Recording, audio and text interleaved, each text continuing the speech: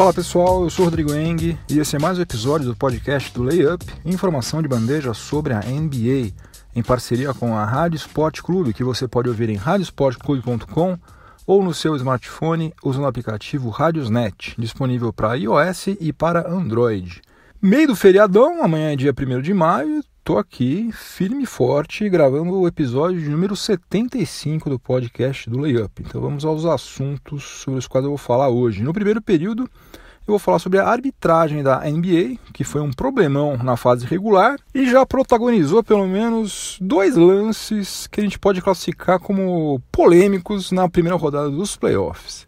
No segundo período eu vou falar sobre o Oklahoma City Thunder, em especial sobre a atuação da franquia naquela partida que determinou a sua eliminação pelo Utah Jazz, né? Porque ela não poderia ter sido mais emblemática do fiasco que foi o tal do Big Three, o OK3, né? No intervalo, no quadro Máquina do Tempo, nós vamos retornar até o dia 30 de abril de 1956, quando o Boston Celtics fez uma troca que garantiu a contratação de Bill Russell, o maior ídolo na história da franquia. Depois, no terceiro período, eu vou dar meus palpites para as semifinais dos playoffs 2018 e vou fechar falando um pouco sobre outros assuntos que não têm a ver com playoffs. Eu vou destacar o rompimento definitivo entre o Mike Budenholzer, né, o técnico Mike Budenholzer e o Atlanta Hawks, e a permanência do Wesley Matthews lá no Dallas Mavericks. Então, chega de delongas, vamos ao que interessa, o podcast do Layup está no ar. Quando eu fiz aquele balanço de encerramento da fase regular, eu mencionei que um dos principais destaques negativos da temporada tinha sido a arbitragem, né? Qualquer atividade humana, né, como a gente sabe, está sujeita a erros, né? Ninguém espera que eles sejam perfeitos, né, que os árbitros sejam perfeitos. Só que algumas falhas que aconteceram na fase regular foram bizarras demais, né? Uma coisa assim que não dá para você entender como que o cara não viu aquilo, como que deixou passar. E agora, na primeira rodada dos playoffs, aconteceram pelo menos 2 erros igualmente grotescos que a gente fica no direito de imaginar o que teria acontecido nesses jogos aí se os árbitros tivessem atuado corretamente. Antes de eu continuar, eu quero deixar uma coisa muito clara. Os 2 times que avançaram, não apenas eles não têm culpa nenhuma pelos erros que aconteceram, como eles fizeram por merecer, dentro de quadra, a classificação, né? Só que, por outro lado, também não dá pra gente negar que as semifinais poderiam estar sendo disputadas por outros times se esses 2 erros aí clamorosos não tivessem sido cometidos. E, coincidência ou não, ambos os erros beneficiaram os mandantes. O primeiro erro aconteceu no final do jogo 5 entre o Milwaukee Bucks e o Boston Celtics, que foi disputado lá no TD Garden. Faltando 18 segundos para o final da partida, o Celtics vencia por 84-79 e tinha a posse de bola. Aí o Al Horford chutou quando o relógio de 24 segundos já tinha estourado. Mas a arbitragem deixou o jogo seguir como se nada tivesse acontecido. Daí o rebote caiu nas mãos de um jogador do Celtic, se eu não me engano foi o Semi Ojeleye, e o Bucks teve que cometer a falta para poder parar o relógio. Foi um negócio simplesmente grotesco, porque na hora todo mundo viu. Até na matéria que eu escrevi sobre esse jogo, que está lá no layup.com.br, tem a foto do Horford arremessando com a bola ainda nas suas mãos, nas 2 mãos ainda, e o relógio de 24 segundos estava zerado já. Então é uma coisa assim irrefutável, não é questão de opinião, de achar, será que foi, não é uma coisa que você interpreta, não, tá ali. Foi um erro assim grotesco. O outro erro aconteceu no final do jogo 6 entre o Thunder e o Jazz, né? O Thunder estava perdendo por 94-91 quando o Paul George chutou de fora do perímetro e foi atingido pelo Rudy Gobert no ato do arremesso. Ou seja, ele deveria ter ido para a linha de lance livre para fazer 3 cobranças, né? O que poderia ter empatado o placar, e daí em diante só Zeus, algum outro deus lá do Olimpo, que pode saber o que queria acontecer. E se você olhar o replay em câmera lenta, em qualquer ângulo que você queira, de cima, de baixo, de lado, você percebe que o Paul George procurou de fato o contato para cavar a falta. E efetivamente houve o contato. Não é que ele tentou se chocar contra o Gobert e errou, não foi falta. Foi falta. Ele bate, eles se encontram no ar. E a NBA considera falta vários lances como esse aí há pelo menos umas 4 temporadas por baixo. Só James Harden já deve ter cobrado uns 200 lances livres na vida dele ou mais, em lances exatamente idênticos a esses. Só que a arbitragem desse jogo entre Jazz e Thunder achou que não teve nada irregular nesse lance, deixou o jogo seguir. Olha, eu sinceramente não acredito em teoria da conspiração. Eu acho simplesmente que o nível técnico dos árbitros caiu bastante, né? Foi caindo, a gente talvez não tenha se dado conta disso, e agora chegou num nível que está tão baixo, que as falhas são tão grotescas, que agora a gente está vendo, nossa, meu Deus do céu, o que é isso? E como eu já tinha falado antes, eu realmente acho que tanto o Celtics quanto o Jazz fizeram por merecer a vaga deles. Acho que está em ótimas mãos, eles merecem, maravilha. Independentemente de ter havido erro de arbitragem ou não, que eu acho que houve nesses dois casos, acho que dificilmente alguém vai dizer que não houve erro. Agora, a temporada de um time, seja lá qual for o time, terminar dessa forma, né, com esse sentimento de injustiça no ar, é uma coisa que simplesmente não poderia acontecer na NBA, né? Porque é muita grana rolando, é muito tempo, né? Você fica lá jogando durante 6 meses para chegar nos playoffs e daí você é eliminado, apesar do Thunder ter feito um monte de bobagem, de besteira, merecer ficar de fora. Mas você ficar de fora numa situação como essa, realmente era algo que a NBA deveria fazer o possível e o impossível para evitar que acontecesse. Começando o segundo período do podcast do Layup, em parceria com a Rádio Sport Clube, eu vou continuar falando sobre o Oklahoma City Thunder, em especial sobre esse jogo 6 aí, entre Thunder e Jazz, porque foi uma partida que não poderia representar de uma forma melhor o fiasco que foi o tal do Big Three nessa temporada, né? Porque o Thunder precisava desesperadamente de uma vitória para evitar a desclassificação na primeira rodada. Só que somente o Russell Westbrook e o Steven Adams apareceram para o jogo, né? 2 caras que já estavam lá. Os 2 caras que foram contratados pelo Sam Presti, né? Sam Presti fez mágica, né? Deu nó em pingo d'água para conseguir trazer o Paul George e o Carmelo Anthony. Esses 2 aí foram justamente a essência da mediocridade em pessoa nesse jogo 6, né? O Paul George teve uma atuação horrorosa, deplorável. Chutou 16 bolas e converteu só 2, e o Carmelo Anthony parecia que ele estava jogando uma partida qualquer, né? Tava ainda mais desinteressado do que ele já costuma estar, né? Foi realmente um fiasco. Enfim, não teve Big Three nenhum. Russell Westbrook teve que tentar resolver tudo sozinho, como a gente já tinha visto inúmeras outras vezes. E o tal do Billy Donovan, pelo amor de Deus, hein? Meu Deus do céu, cara. O que é aquilo? Aquele minuto final. O Thunder deu uma aula de como perder um jogo, né? Porque eles estavam 3 pontos atrás, tinha tempo de sobra no relógio, tinha 1 minuto ainda. E eles tinham tempo para pelo menos 2 posses de bola. No mínimo 2 posses de bola, dava mais, né? Faz a falta rápido, se fosse o caso. E eles ficaram tentando chutar de fora do perímetro sem parar. Ainda deram sorte, né? Uma sorte incrível, porque eles pegaram tipo uns 4 rebotes seguidos. Foi um bumba meu boi dos infernos, uma pelada de recreio.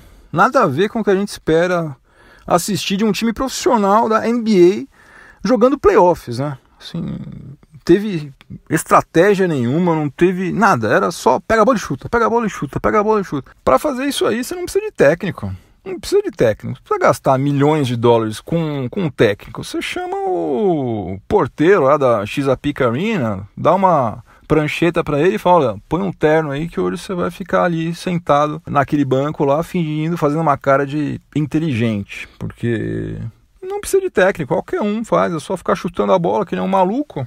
Olha esse Billy Donovan aí, pelo amor de Deus, hein? É um que precisa da área também, ó, que já deu, né? O tempo dele lá já teve a sua chance também, não fez absolutamente nada. E eu acho sinceramente que esse Thunder sem Paul George, sem Carmelo Anthony, ele teria feito uma campanha muito parecida com a que foi feita. Acho que eles não produziram nenhuma grande impacto positivo nesse time do Thunder, de forma alguma. Foi uma coisa completamente inútil, né? Foi dinheiro gasto à toa, expectativa grande também, criada sobre eles, totalmente furada. Teria sido melhor, sinceramente, e não estou sendo irônico não, mas o Westbrook mais uma vez sozinho, jogando sozinho outra vez, ele ia fazer um monte de triplo duplo, né? Mais do que ele já fez, ele fez sei lá quantos foram, mais de 20, teria feito os 40 outra vez, que é uma coisa que ele gosta de fazer, ele acha que isso é bacana, legal, ele ia ficar feliz fazendo um monte de triplo duplo, e o resultado prático ia ser mais ou menos o mesmo. Eles iam chegar exatamente onde eles chegaram, e ele poderia falar que ele já estava com 120 triplos duplos e tal. Teria sido melhor, teria sido mais produtivo. E agora o que vai acontecer com esse Thunder aí? Olha, bom, 8 jogadores têm contrato garantido para 2018 e 2019. São eles, obviamente, Russell Westbrook, o Steven Adams, Andre Robertson, o Alex Abrines, o Patrick Patterson, o nosso glorioso Kyle Singler. Aliás, o Singler, ele faturou $5 milhões nessa temporada para jogar durante 59 minutos na fase regular. Em 82 partidas ele jogou 59 minutos e 0 minutos nos playoffs. Incrível, que empregão, hein? $5 milhões. Quem mais? O Terrence Ferguson e o Dakari Johnson. Esses aí são os 8 que têm contrato garantido. Eventualmente qualquer um desses aí, menos o Westbrook, pode ser envolvido em alguma troca. Os outros todos, sabe-se lá o que vai acontecer. Daí temos o Paul George, né, que tem uma player option no seu contrato, então ele pode escolher entre ficar lá no Oklahoma City Thunder com um salário de $20 milhões e 700 mil ou assinar por mais do que isso, obviamente, com qualquer outra franquia. E daí tem aquela possibilidade dele ir pro Lakers e tal. Eu, como torcedor do Lakers, depois desse jogo 6 aí, eu prefiro que ele escolha um outro time para ele jogar. Não estou muito confiante, não. E o Carmelo Anthony, ele também pode se tornar um free agent se ele exercer a Early Termination Clause que existe no seu contrato. Que no final das contas é quase como se fosse uma player option. Porque ele também pode falar, cansei, não quero mais, vou parar por aqui. É uma rescisão unilateral, lá, ele rescinde o contrato caso ele queira. Agora, por outro lado, caso ele prefira continuar lá em Oklahoma, o Thunder não vai ter outra coisa a fazer além de pagar o salário dele, que é de $28 milhões para a temporada 2018-2019, e rezar para que ele jogue um pouco melhor, né? Porque essa temporada dele aí foi decepcionante. Eu tenho certeza de que o Melo não tem a menor vontade de continuar por lá, né? Até ele já falou que o Thunder parece que não tem nenhum projeto para que eu fique aqui. Meu amigo, que projeto que eles têm que ter para você ficar? Ele não jogou nada, foi um fiasco total, o ano todo. Eles não têm que ter projeto nenhum, você que tem que jogar a bola. Mas enfim, e por outro lado, eu acho também que é muito difícil que alguma franquia ofereça para ele esses $28 milhões que ele tem a receber do Thunder. Então, se por um lado ele não está nem um pouco feliz por lá, deve estar achando um saco lá, Oklahoma City, gostaria de voltar para Nova York, para Los Angeles, Chicago, sei lá, alguma cidade mais badalada. Por outro lado, também $28 milhões não dá para deixar para trás, né? Então, não sei o que vai rolar. De toda maneira, o problema do Thunder, eu acho que vai além deles conseguirem se livrar do Melo ou deles conseguirem segurar o Paul George, né? Porque a verdade é a seguinte, desde quando o Kevin Durant foi pro Golden State Warriors, em 2016, o Thunder não conseguiu vencer nenhuma série de playoffs, né? Foi eliminado em 2017 e agora outra vez em 2018 na primeira rodada. O Russell Westbrook, ele virou o dono do time, né? Tem um contrato de mais de $200 milhões até 2023. E mesmo ele tendo esses jogadores talentosos aí do seu lado, ele não mudou uma vírgula no seu estilo de jogo, né? Um cara super centralizador, não quer conversa, quer a bola na mão dele, quer fazer cesta, quer pegar todos os rebotes, quer fazer tudo sozinho. E como faz então? Bom, eu acho que o caminho seria arrumar um técnico contratar algum técnico que tivesse já essa missão, já chegasse lá com essa missão de fazer o time jogar coletivamente. Chegar pro Russell Westbrook, sentar com ele e falar: amigo, o negócio é o seguinte, agora eu sou o técnico e o time não vai mais jogar dessa forma como você está habituado aí nos últimos 3, 4 anos. A gente vai jogar desse outro jeito, passando a bola, se movimentando quando você está com a bola e quando você está sem a bola também, né? Porque não sei se vocês repararam já, mas ele, quando ele está sem a bola, ele fica praticamente parado. Enfim, trazer um cara que fosse colocar a casa em ordem aí, colocar uma autoridade também, né? Eu achei esse Billy Donovan muito bonzinho, muito passivo demais também. E vai ter que ter paciência também, porque esse atalho que eles tentaram pegar aí, montando esse Big Three, já não deu certo. Então, quando o atalho não dá certo, você precisa pegar o caminho normal. E o caminho normal é mais comprido, mais demorado, mas dá certo. Também dá para você colher os frutos, você consegue chegar lá também. Só que tem que ter mais paciência, né? Não vai ser da noite para o dia que eles vão montar algum time capaz de brigar com o Warriors, Houston Rockets. Mesmo o Jazz, né? O Jazz esse ano aí estava com um time melhor do que o time deles, né? Inquestionável, estava com um time mais forte, estava um time mais coletivo, mais organizado, né? Então tem chão pela frente para o Oklahoma City Thunder.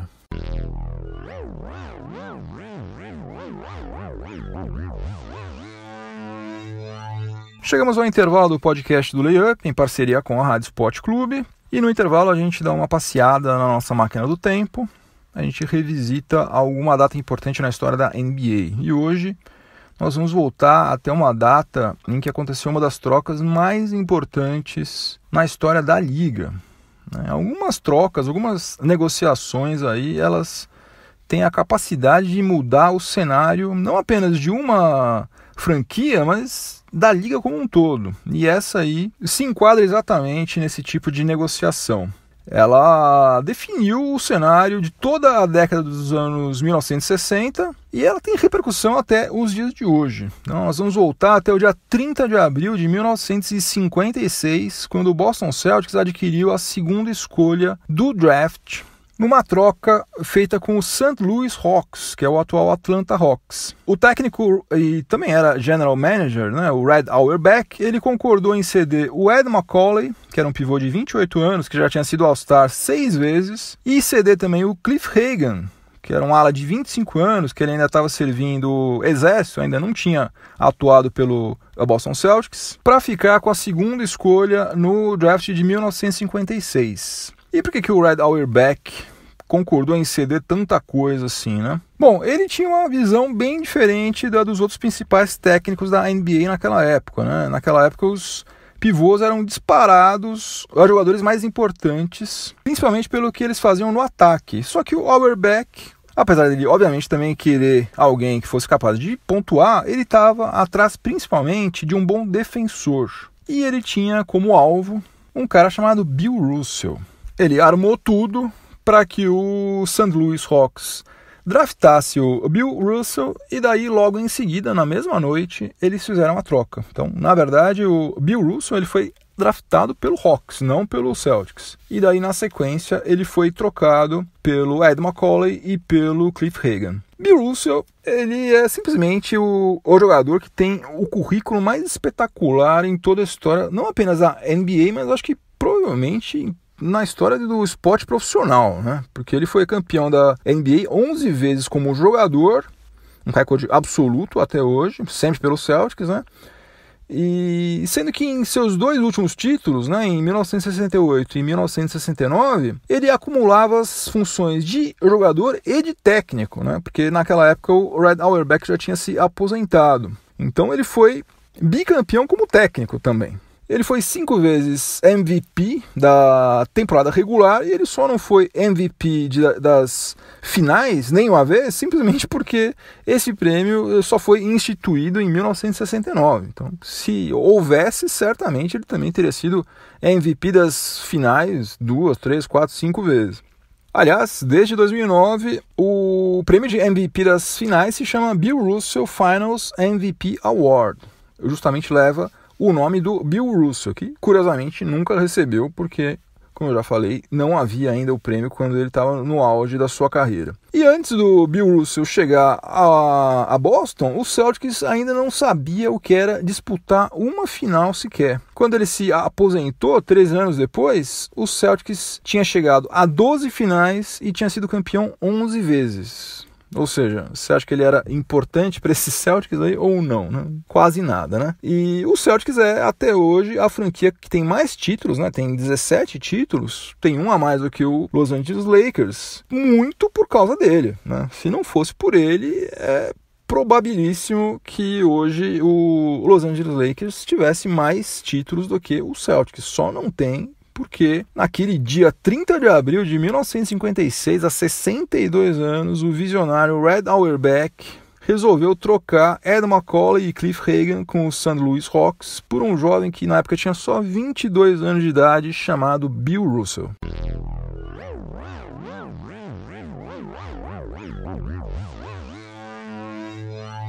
Voltando para os dias atuais, e para começar o terceiro período do podcast do Layup em parceria com a Rádio Sport Clube, eu vou aproveitar esse terceiro período aqui para dar os meus pitacos, os meus palpites para as semifinais dos playoffs 2018. No Oeste a coisa está muito fácil, né? Acho que ninguém tem outra aposta que não seja da Houston Rockets, né, contra o Utah Jazz, e da Golden State Warriors contra o New Orleans Pelicans, né? Então não vou nem perder meu tempo para falar sobre o Oeste, porque isso aí já são favas contadas.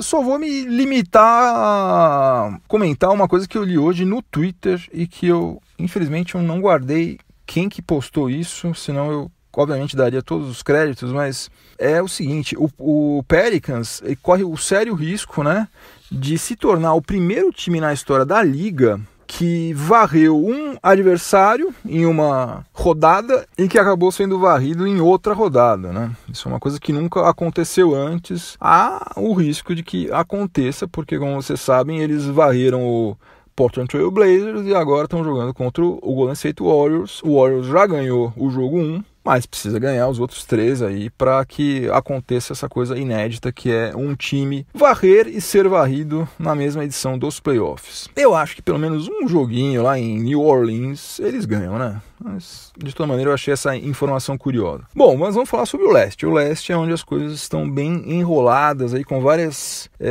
variáveis aí, capazes de entrar em cena e bagunçar os prognósticos. Por exemplo, qual o Toronto Raptors que vai enfrentar o Cleveland Cavaliers, né? Será que vai ser aquele mesmo que fez a melhor campanha do Leste na fase regular, compartilhando a bola, fazendo assistências, com um baita equilíbrio entre o elenco titular e os reservas?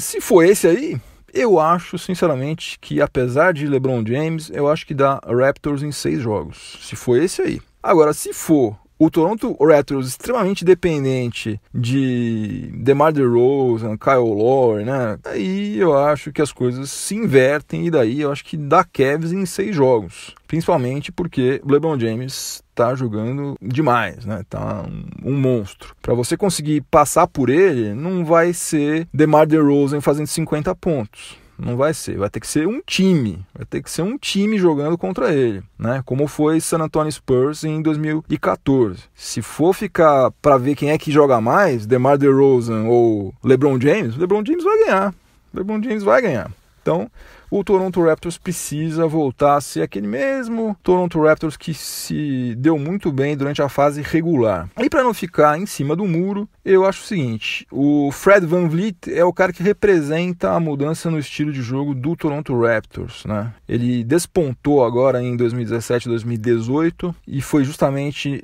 nessa temporada em que o Toronto Raptors mudou o estilo de jogo radicalmente. Ele estava fora, ele voltou nesse último jogo contra o Washington Wizards, né? E pareceu estar fisicamente bem. Por incrível que pareça, eu acho que se o Fred VanVleet continuar bem e fisicamente, atuar em todos os jogos contra o Cleveland Cavaliers, eu acho que ele vai dar o equilíbrio necessário para a segunda unidade aí e vai causar sérios problemas para o Cavs. E daí eu acho que vai dar Raptors em 6 jogos. Na outra série do Leste, entre Celtics e Sixers. Aliás, vai ter jogo já. Também preciso dar uma corridinha aqui, acabar logo esse podcast para assistir o jogo. O meu lado torcedor do Lakers aqui quer que o Celtics se exploda, né? Aliás, eu achei genial a camiseta que o pessoal do Celtics bolou, né, para distribuir para os torcedores lá no TD Garden nesse jogo 1.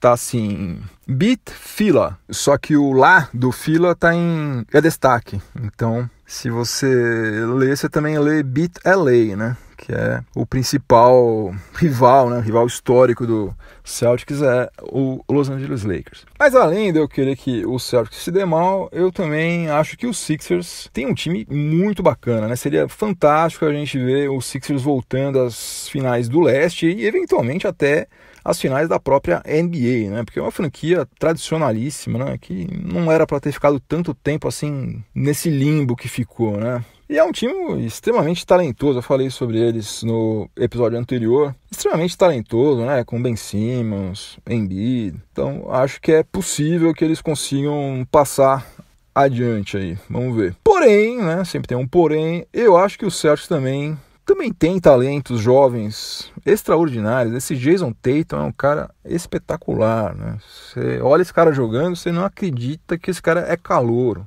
É impressionante. Calouro mesmo, né? Não é que nem Ben Simmons que já estava lá faz um ano nesse meio aí, não. Ele era calouro de verdade. Jaylen Brown tá no seu segundo ano, tem um cara, uma maturidade incrível. Até o Terry Rozier, que eu não botava muita fé, o menino tá destruindo. O Marcus Smart, ele tem aquela cara de cansado lá, mas ele tem 24 anos só, um cara jovem também, marca pra caramba. E o Celtics também tem jogadores experientes, né, como o Al Horford, que tá jogando uma enormidade também. Não parece, né, você vê aqueles números dele lá, 15 pontos, 7 rebotes...